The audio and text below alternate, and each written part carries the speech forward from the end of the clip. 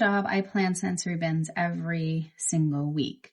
And I typically plan about 2 or 3 bins a week based on my theme, and the theme changes weekly. So I'm making, in an average year, about 50 sensory bins throughout the year. And all of them are a little bit different to match different developmental milestones that I'm trying to reach with the different age groups that I teach. I teach 1 to 5-year-olds, and I do sensory bins with all of the ages. The primary age that I do sensory bins with are 1 and 2-year-olds, a little bit in the 3 and 4s and less often in the 5s, because when you teach science to 1-year-olds, you're not really teaching them science lessons. You're teaching them how to use their hands, how to pick up a spoon, how to scoop, how to pour, different textures, smells, sensations, sights. You're giving them a wide variety of things to be exposed to that they're not normally exposed to at home. And what this does is it opens up their brains and they learn. And when they learn really young, they're better learners as they get older because their brains are used to learning.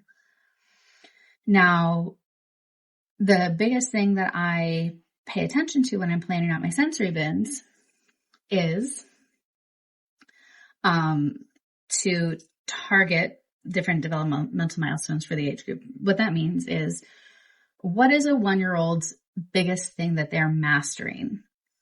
So a 1-year-old, a 1 and 2-year-old, they're mastering how to use their hands.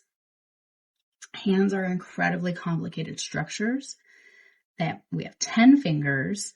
If we try to make a hand, like an AI robotic hand that is as precise and as intricate and with the ability to control as a human hand, I mean, the technology that would have to go into that is insane.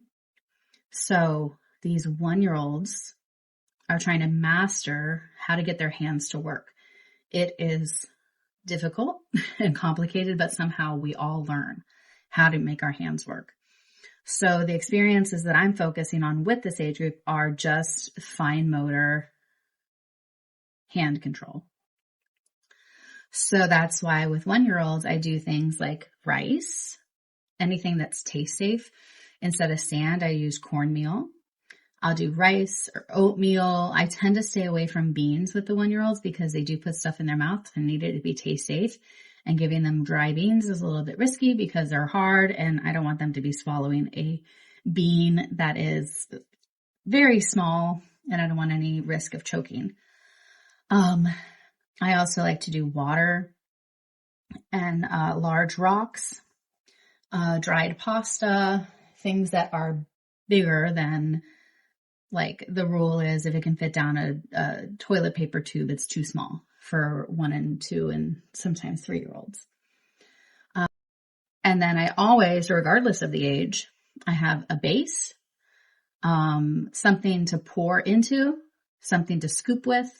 So I always use these bowls and the scoops and the spoons, and it's just a random variety of scoops and spoons that I found. And they're all different because they're all used slightly differently. And then the kids can kind of pick and choose what their favorite scoop and spoon is. And having like all the different choices as the kids get to see these sensory bins every week, then some of the kids look forward to that very particular spoon that just happens to be their favorite. And then they have something very small to kind of center around when the sensory bin experience starts. And then I have like typically a larger item and then a smaller item that they can collect and put into the bowl. So if they want to collect all the gems, they can do that. Or if they have something larger that they're looking at, they can collect those. So for this particular bin, we have rice as the substrate. And then I made these squishy balls that are made with a balloon and I just stuffed them with flour. And then I have dried pasta that I colored for a different activity. And I have a previous video about how I dyed these. I have a variety of different gems that I like to put in there, plastic, like different plastic gems that are different colors, or the glass gems that you use for like Mancala. But for the babies, I don't want them having gems because they're going to eat them. So these dried noodles are perfect. They're small enough that they can sit there and play with. They can crack them, they can break them, they can look at the colors. So this is a really good option. And then so between like the red color of the sensory bin, the red hearts, which are the squishy balls, and then the colored noodles, which I guess you can say are like intestines or something. This is the best I could do to theme a sensory bin based off of my bigger theme this week is what's inside my body. Where I talk about like organs and, what is in our bodies that makes them work. With the 2-year-olds, we used, I cooked up some expired spaghetti, and they just had bowls with mushy, disgusting spaghetti, and they loved it. It was so fun. And because I don't really have easy access to a kitchen, and I don't want to have to deal with doing dishes here, I have a kettle. I poured some boiling water over some expired noodles and let them sit for like 40 minutes, and they were soft enough. I put them in the bin, bowls and scoops, and they had a blast.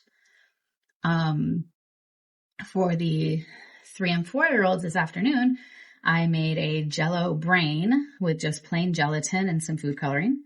And then I'm going to do the same thing with other expired like ramen, which is a little bit more squiggly than the noodles. And so that's going to be like a brain with intestines for our 3-year-olds.